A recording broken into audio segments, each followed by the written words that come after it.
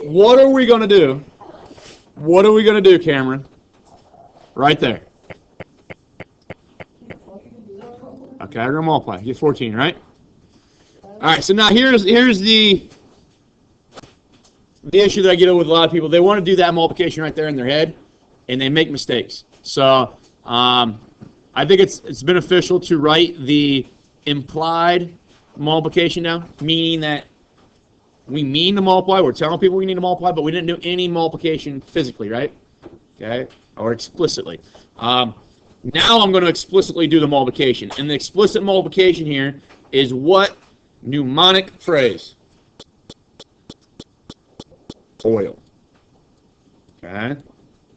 So what that means, and remember what foiling means. First times first means I'm going to take that number, that term right there, and multiply it by that one, right? So first times first gives me x squared. Then we do outside times outside. So that means take that number and multiply it by that one, right? And that just gives me x, right? All right, so what did that mean? If I go through F and O, doesn't that really mean all I did was I took that number and I multiplied it there and I multiplied it there? So what is that called when I just take one number and multiply it by two things? Distributed, okay? So F and O are distributing the first thing to this binomial. So I get x plus 1x. And then I and L inside times inside would give me negative 4x, right? And then last times last would give me negative 4, correct? So what is IL? It's taking this term here and doing what with it in regards to those two? Distributing, right? So foiling is just a fancy word for distribute twice, okay? But when we do this, and this is why I think maybe at this stage, until you guys get a lot more comfortable with this, to write out this, binomial times binomial, write out the 4 terms for FOIL that you get, and then combine like terms. You know, the less steps that you conduct in your head, the less likely you are to make a mistake, right?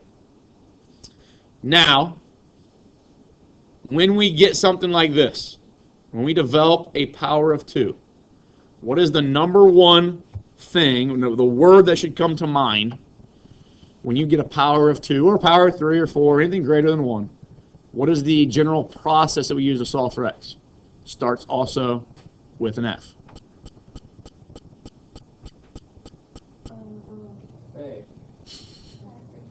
Factor.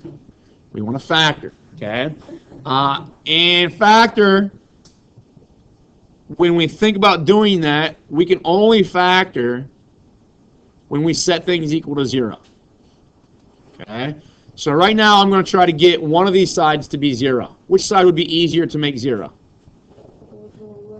Yeah. So I'm going to remove 14 here, and then come over here to the constant part, which is the negative 4, and subtract 14 there, right? So when I do that, I get 0 is equal to x squared minus 3x minus 18. Does everybody agree with that? Okay.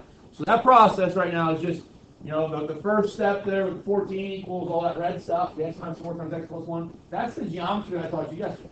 Cross products are equal, right? Then you need to rely on some of your algebra to say, okay, well, that means distribute, combine like terms, and now I see x squared, so that means to factor and get things equal to 0. So I do that, I get that black phrase. 0 is equal to x squared minus 3x minus 18.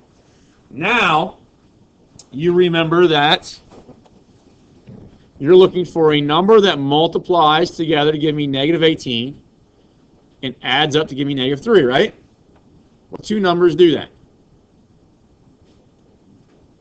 All right, 6 and 3, right? And 6 has got to be the negative one, right? So what that's going to do, when this number right here is a 1, okay, that makes that x and that x. And this becomes minus 6, and this becomes plus 3. Those are the 2 numbers that multiply together to give me negative 18 and add up to give me negative 3, right?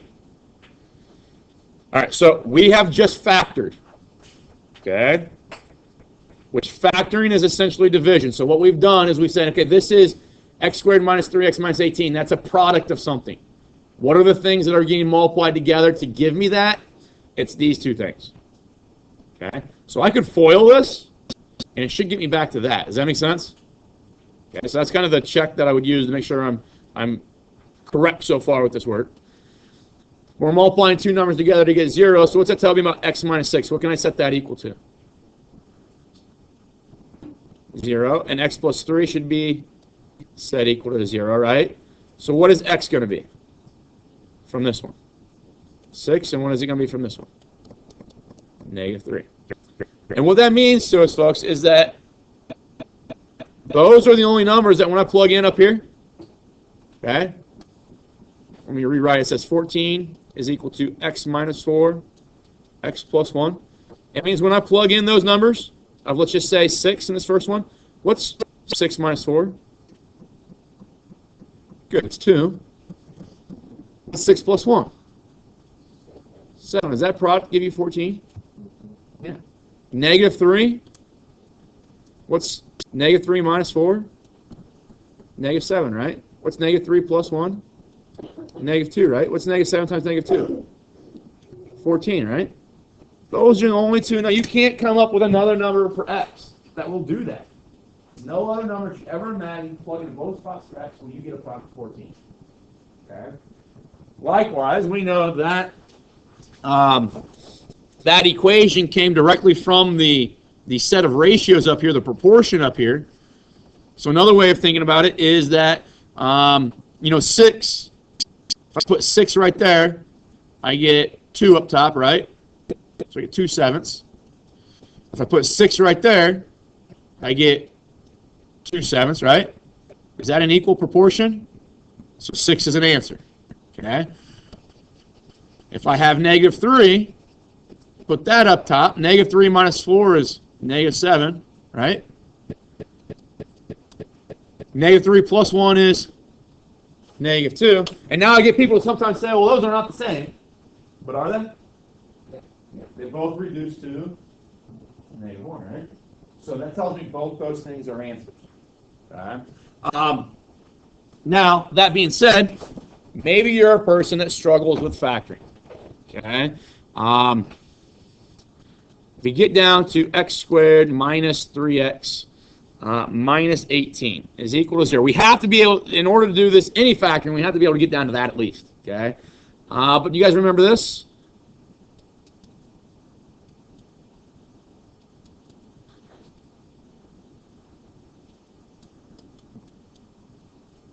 What's that called?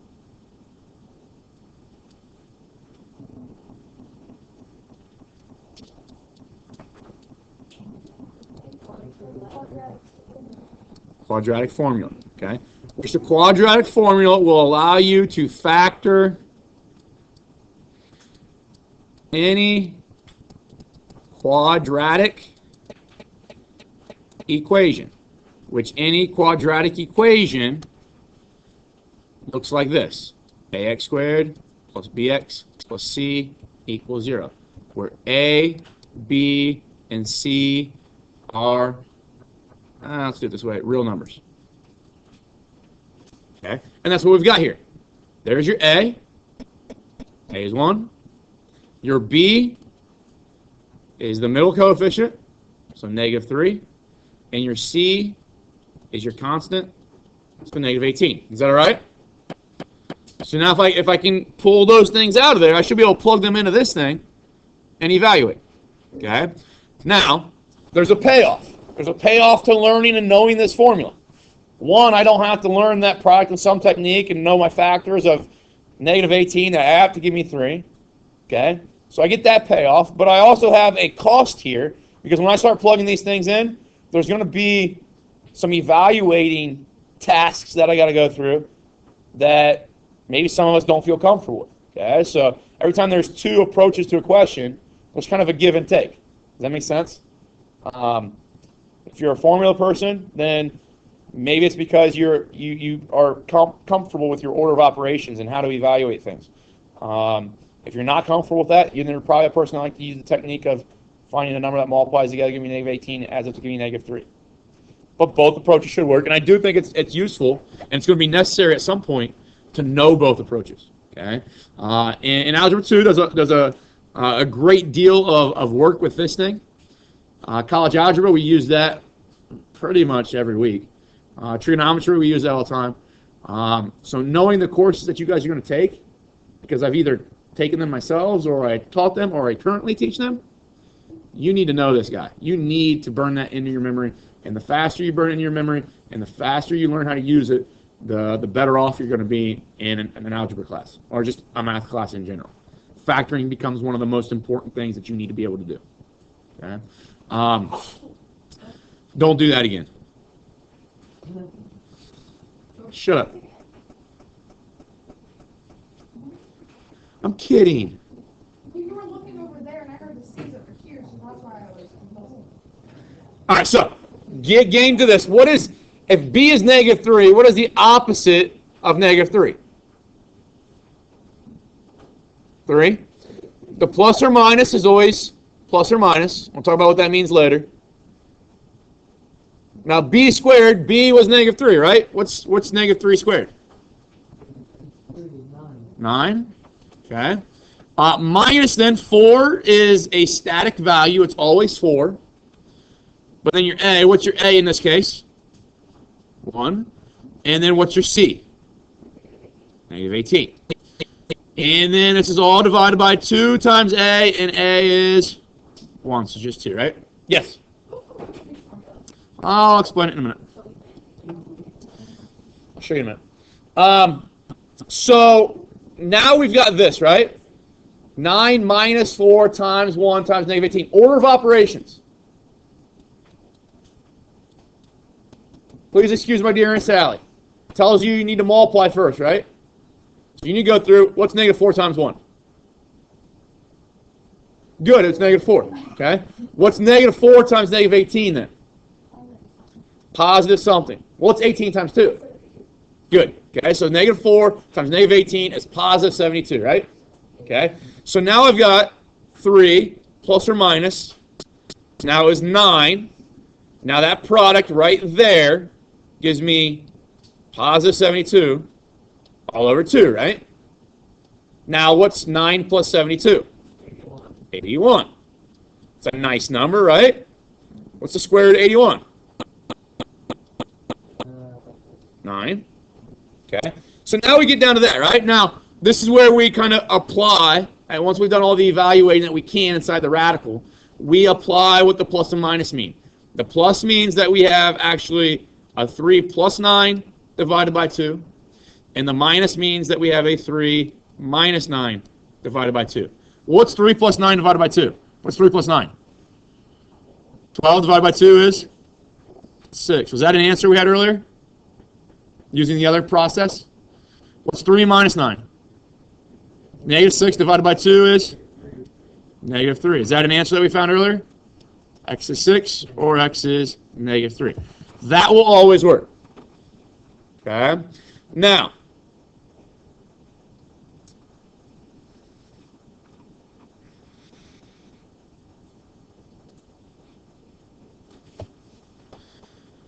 so we cross multiply, we get those. Now what do I need to do over here on the right hand side?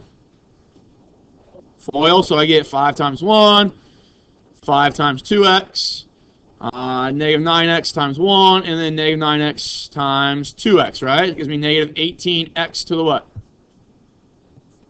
Second. Okay, multiplying like bases, you add the exponents. Still got the 1 plus 7x over here. Now, just however you feel comfortable doing it, maybe you're more deliberate, or maybe you do your combining like terms in a quicker pace than I do. I'll be deliberate here. So this is going to be 5. This is going to be what? 1x. And then minus 18x squared on the right-hand side. Still got my 1 plus 7x, right? We see the x squared. We knew we had that. That's the reason I'm combining like terms. I'm going to start moving things over, because what do I want one of these sides to become? 0. So, and you can either move all of this stuff over to the left, or you can move all this stuff over to the right. Either way is fine. But if I move everything to the right, I'm going to get 0 here. 1 removed from that 5 gives me 4, right? Remove the 7 gives me -6. And then what, minus 18x squared? When you guys factor, do you remember the order that your exponents had to be in? What order they call that? Start with a D. It needs to be in descending order to factor correctly. So that means your highest exponent first. So negative 18x squared needs to come first. Negative 6x to the first comes second. And then our constant of positive 4. And we're allowed to do that because the commutative property of addition allows you to move things around. Just when you move them with their plus or minus. Does that make sense? Okay. I view the plus or minus sign out front as like a first name, last name thing. If I take Cameron Wallace and I move him to a new desk, did I move Cam? Did I move Wallace? Or did I move Cameron Wallace? I moved the whole person, right? Okay. So when you move something, you got to move the plus sign and the minus sign with that quantity. So now this is an issue. Okay. Because we like this number right here to be kind of like what we saw over in this problem. We like that number to be a 1, right? Right now it's not a 1. So the thing you do is you try to say, can I divide everything by that negative 18? Because that would effectively make that a 1, right? Is everything up there divisible by 18? 6 divisible by 18? Yes. And give you a whole number result? No. No. Okay. You're going to get fractions back, right? You're going to get nasty numbers back. So we don't want to do that. Okay. But we do want to maybe make things a little bit easier on ourselves. Let's think about you guys know what GCF is? Greatest common factor. Is there a greatest common factor? Is there a number? And we would say that we're asking ourselves, is there a number that divides all three of those things evenly? Yes. What number? 2. Okay. And now, even better than 2, negative 2 will divide everything, right? Yeah. What's negative 18 divided by negative 2? 9. 9, and I'd be left with x squared, right? Negative 6 divided by negative 2 is 3. And then positive 4 divided by negative 2 is? Negative 2. Okay. So I get that. And all that says is I've got negative 2 times some variable expression, right? And that's equal to 0. So let me draw a comparison to this. If you had 0 is equal to negative 2x, what would you do to solve for x? Even if you had just 10 over here instead of 0, what would you do for solve for x? Divide by negative 2, right? Well, right now, your x term, that object right there, is just this big garbage stuff here, this trinomial. So could I divide both sides by negative 2? Just like I normally would? And what's 0 divided by negative 2? 0. So it allows that fact, that GCF, to really just kind of get out of the way. Does that make sense? Okay? And I get that. And now the reason I like to deal with that, you don't have to deal with that blue phrase at the end. For those coefficients of 9, 3, and negative 2 are smaller than negative 18, negative 6, and 4. In the process that we're going to go through here, your multiplication is going to be a lot easier. Even if you use the quadratic formula, it's going to be a lot easier to square a number like 3 than it is to square 6. Okay? So just your fundamental operations are nicer with smaller numbers. So if you can have a GCF that can be taken out, do that. Now here's the problem. I can't make that a 1. Okay? So I can't use the rule that says I'm looking for a number that multiplies together to give me this number and adds up to give me that one. Because then I will not be able to write x times x here. Okay? Does that kind of make sense? Because x times x there just give me x squared, right? And I want 9x squared. So some of you are saying, well, put a 9 here. Okay. But then the formula process might not get me the 3x and the negative 2 that I need. And they say, well, put a 3 and a 3 here. Okay. That might work, but I don't want to go through all those options. Does that make sense? Okay. So this process will actually kind of work all that out for us. What you do, this is called the A times C method. A times C method. What you do is you take the number here, 9, multiply it by C, which is negative 2, and that gives you negative 18, right? Now we're looking for two numbers that multiply together to give me negative 18, but add up to give me 3. What are those two numbers? Multiply together to give me negative 18, and add up to give me 3. 6 and 3. Which one's got to be positive?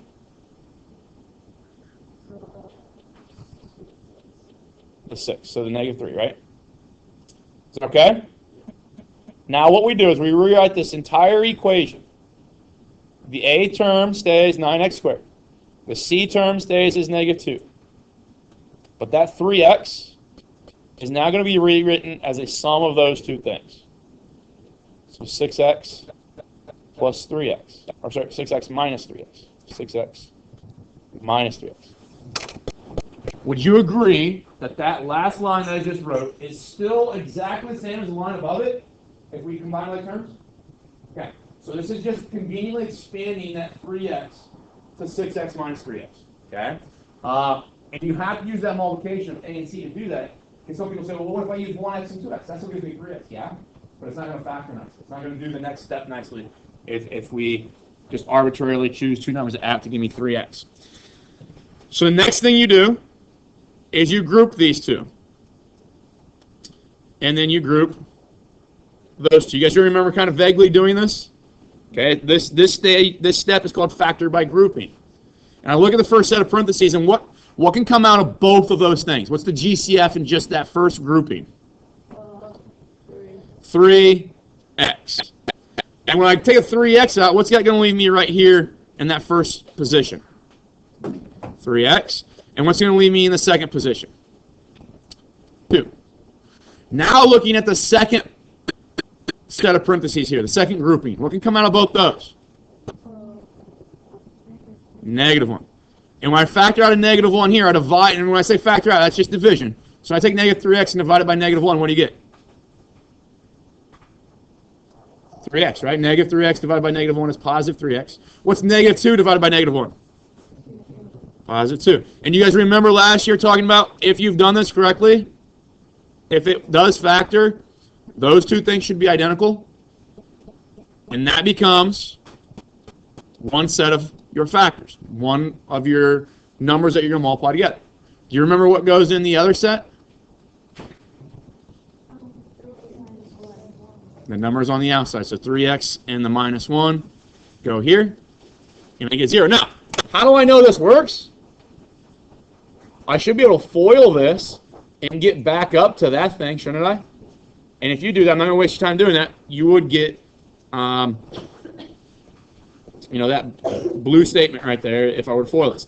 Now that tells me then 3x plus 2 should be equal to 0, or 3x minus 1 should equal 0. So x is equal to negative 2/3, and x is equal to 1/3. Okay? Does that make sense? Now, we should also have been able to use, and this is what I was probably assuming most of you would have done. I would think that most people, even though they may not like this thing, are maybe more comfortable with this approach, this process, than the factor by grouping and AC method, right?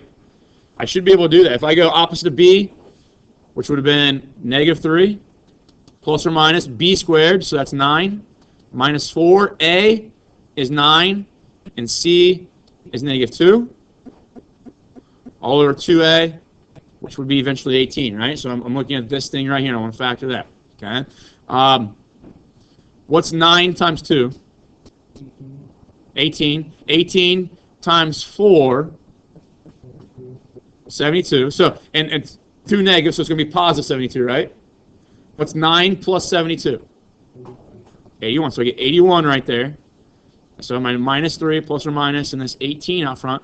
What's the square root of 81?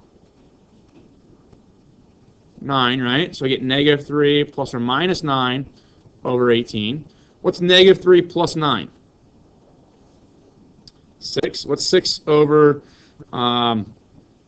18? 1/3, which is that number right there, right? What's negative 3 minus 9? Negative 12 over 18. What divides into both those evenly? 6. 6 goes into 12 2 times, and it goes into 18 3 times. So the quadratic formula will still get you those two things, right? Now here's the thing that this is what I love about math. This is the things that I like to teach about math. When if you're a person that says I'm going to just directly deal with the quadratic formula, okay, and every time I see when I'm going to use quadratic formula and I'm going to work through it and get the answer, that's fine. obviously that might be more time consuming than what's necessary. But when you get down to really nice answers, like 1/3 and -2/3, even though they're fractions, they're a lot nicer than what they could be. That tells me that a factoring technique, a shortcut technique, would have worked. Okay? If I get an answer that has a radical left in it, that tells me that the shortcut techniques, none of those would have worked. Does that make sense? Yeah. And the quadratic formula would have been my only option for factoring. And those are the kind of ins and outs of mathematics that I think are interesting for students to learn. It allows them to, get a better grasp of these processes and understand why we're doing it and what they're used for. Like I said, throughout the rest of the classes today, I will videotape more of these. Maybe use larger values. One thing that you could also do, this red equation here is kind of what we started with, right? That was the direct conclusion before we took a GCF out. You can do factor by grouping with that -18 and that +4. You can do the quadratic formula with that -18, -6, and +4. And you will still get the exact same answer. Does that make sense? But it's easier to do it with smaller coefficients if you can. All right. These are all things that are going to overlay and play into the rest of the course. We're going to do a lot of factoring from here on out. So hopefully you heed that warning and